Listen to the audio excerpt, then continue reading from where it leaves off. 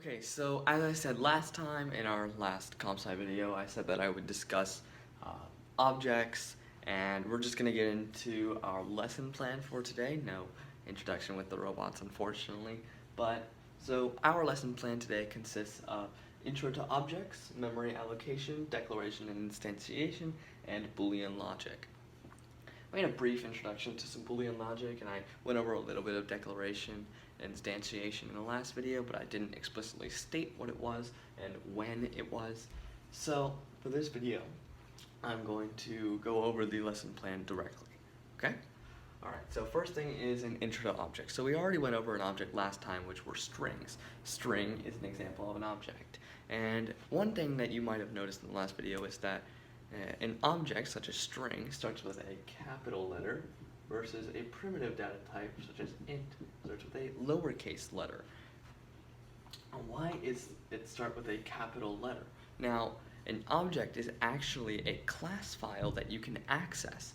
So, in fact, when you call string, say string str equals that, right? This is our string, str, okay? When we call this, we're creating an object. And so one thing that you have to know is that this is a special case. String is a special case for objects. When you actually make an object, you have to make an object like this.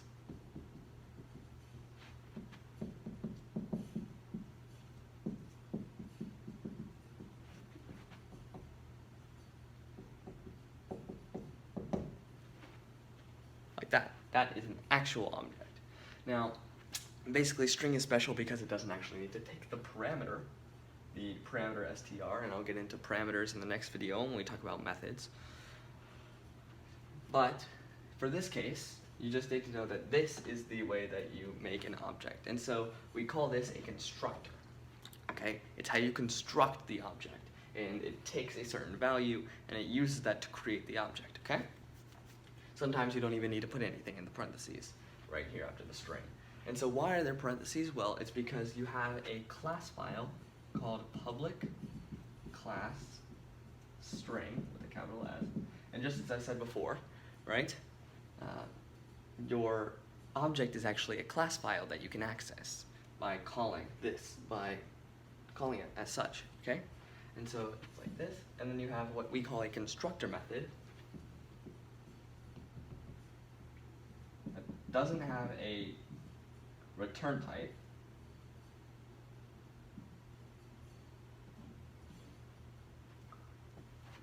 Okay?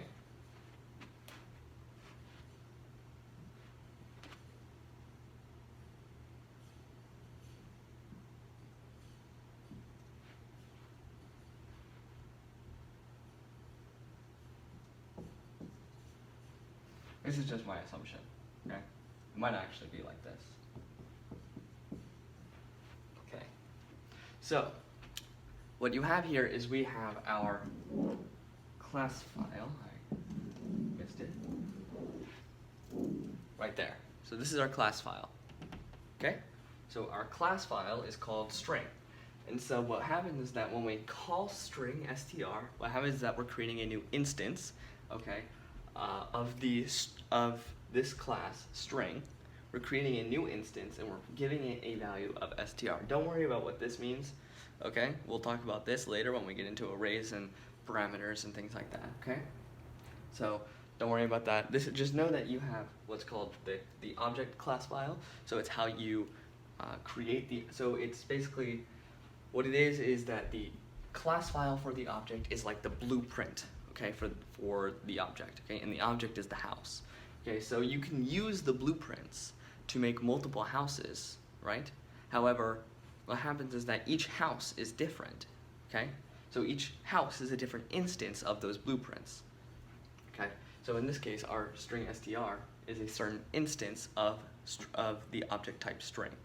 And so this actually plays a major part when we get into what we call memory allocation. And so to summarize the difference between an object and a primitive data type, it's that an object is basically just a class file.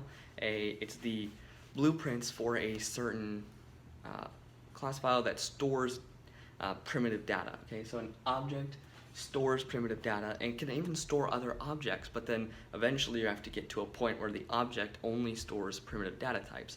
And so your object is actually a class file that creates the blueprints for the objects that you can create, such as you have a class file called string that you can use to create different instances of the string class. And so you can create different strings with that class. And that is all because of the constructor method. And the constructor method allows you to create these different instances based off of the inputs and the different things that you, and the different manipulations that you use with your object.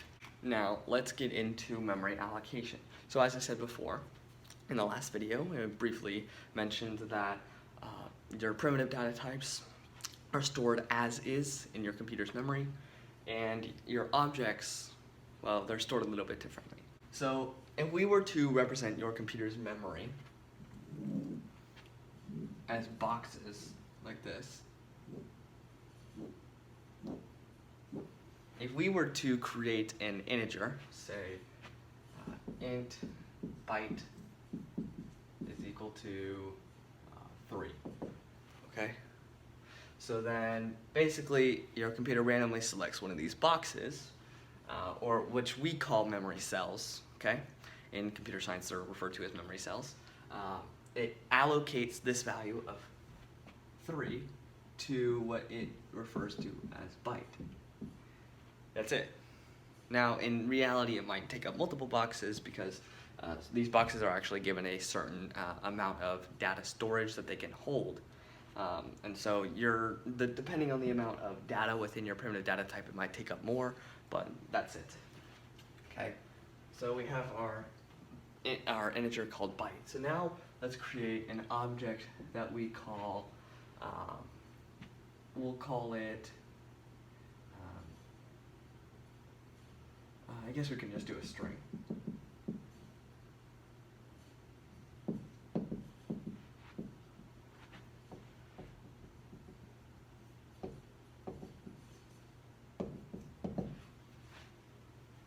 Okay, so we have our string called obj. Yeah.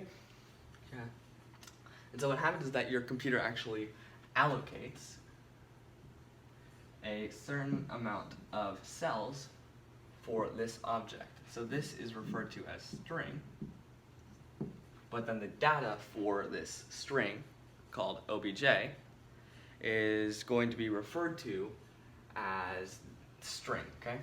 And so it's a string type called obj, okay? So this is referred to as obj, and then you have the data that stores in it. And when you create this string called obj, right? What happens is that it's not actually, this is not obj, okay? Instead, what it's saying is that we refer to this data right here as obj. So if I were to create a new string object, now what this does is we're actually saying that this is not only obj, but we're also saying that this is also referring to new obj. So why are these the same thing?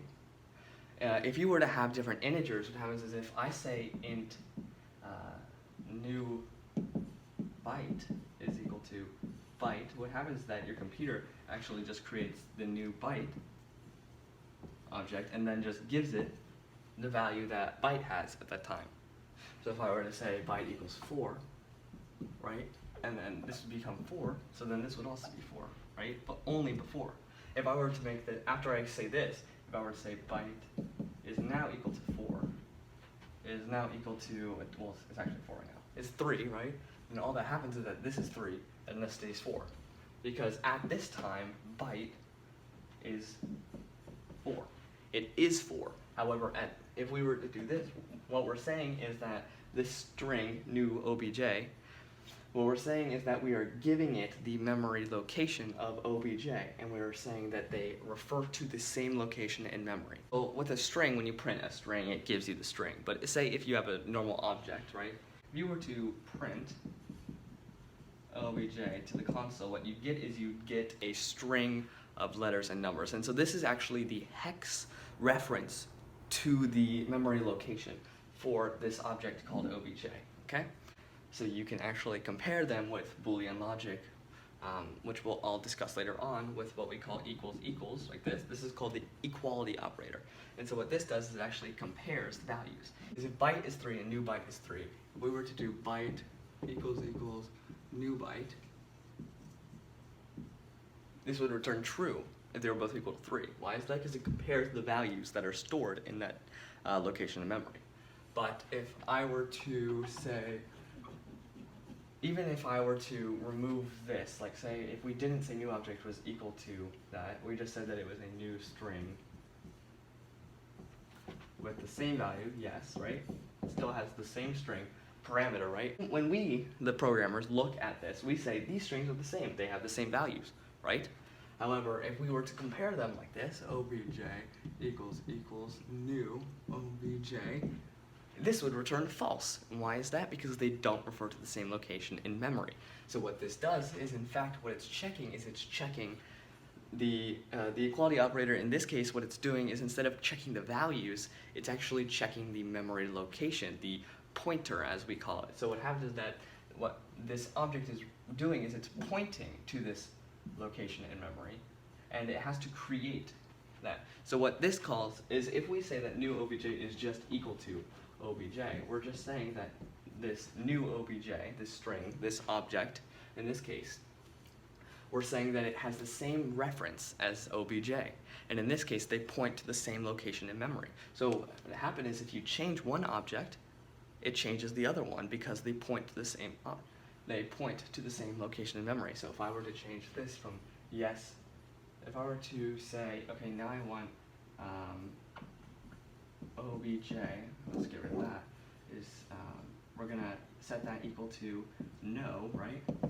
Now what happens, right, is it's overridden, okay? And now both obj and new obj, because they point to the same location in memory, this part right here, they're both going to become no.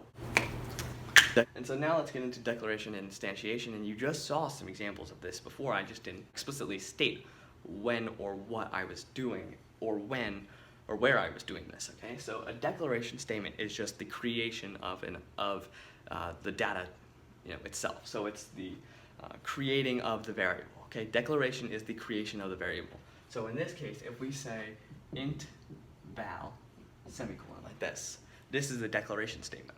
It doesn't have a value on it yet. So val does not in fact have a value yet.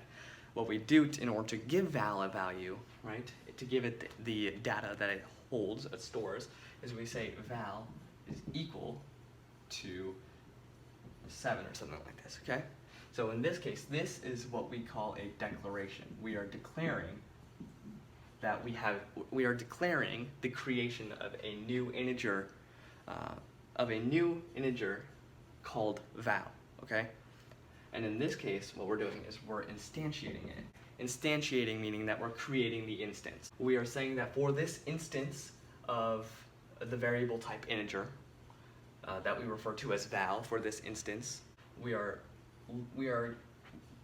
giving it this value 7. And so we've already gone over the equality operator for Boolean logic, okay? So for Boolean logic, you just need to know the different operators that you can use. So you have the equality operator, which when you compare two primitive data types, it checks to see whether they have the same value. And when you compare two objects with this equality operator, what it does is it compares the the location in memory. So then what you also have is you have the greater than, right? You have greater than, you have less than, you have greater than or equal to, and then you have less than. You have less than or equal to, and then greater than or equal to. Okay? And so these are comparison operators. So if you were to say something like 3 is greater than 4, this would return false, right? But then if you were to say 3 is greater than 3, it would also return false. But if you were to say 3 is greater than or equal to 3, this would return true. And operator. And so what is this? This is our, we call this and. So Boolean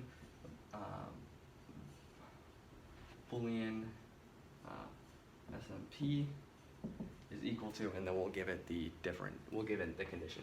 So when you create a Boolean, you can either say, oh, it's true or false, or you can actually put the condition here. And so what happens is that if the condition returns false, then you would give your Boolean SMP a value of false, okay? And so what happens is that basically when you use the AND operator, you're checking to see if everything is true. In order for the AND operator so if you have something like Boolean SMP 3 is greater than 2, and then you have the AND operator, and then 2 is less than 3, right, like this, right, so something like that.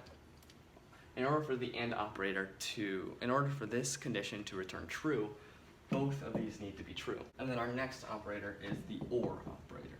And so if we were to do the same thing, right, like 3 is greater than 2, or 2 is less than 3, right? So in this case, what you would get is okay, so this is true, or this is true. So what we're saying in this case is we're saying Boolean SMP is given a value of true if 3 is greater than 2, or 2 is less than 3. So then there you go. That's our completed lesson plan for our part 2 of Intro to Basic Java. And so I will see you in the next video.